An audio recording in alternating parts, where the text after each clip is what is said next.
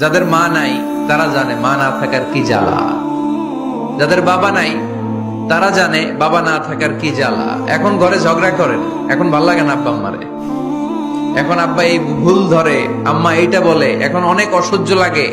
তো যেদিন চলে যাবে ওই দিন বুঝতে পারবেন মাথার উপর থেকে ছাতাটা নাই হয়ে গেছে, বটবৃক্ষটা চলে গিয়েছে, আর উপদেশ দেওয়ার মতো কেউ নাই, কাছে আগলে রাখার মতো কেউ নাই। এজন্য আব্বা আম্মা থাকতে আমরা যেন আব্বা আম্মার কাছ থেকে দোয়া চাই। আব্বা আম্মার দোয়া কোনোদিন আল্লাহ তাআলা ফিরিয়ে দেয়। মায়ের মর্যাদা অনেক বেশি, বাবার চেয়ে 3 গুণ বেশি, কমসে কম। কয় গুণ বেশি? মা মা মা, তারপর বাবা। 3 বার মা। কয়বার মা?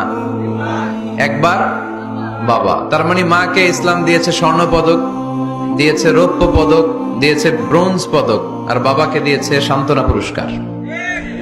আমরা এটা নিয়েই খুশি, ঠিক কিনা? তাহলে মাকে 3টা পুরস্কার, স্বর্ণ পদক মা, রৌপ্য পদক মা, ব্রোঞ্জ পদক মা, বাবারে দিছে কি? সান্ত্বনা পুরস্কার। এজন্য মায়ের মর্যাদা বেশি। লাউ কাতা'তা জিলদাক, চামড়া কেটে যদি মায়ের পায়ের জুতা বানিয়ে দাও। ছোটবেলা যে মায়ের বুকের দুধ খেয়েছো, আল্লাহর হাবিব বললেন 1 ঢোক দুধের শোধ আদায় হবে না, ঠিক কিনা?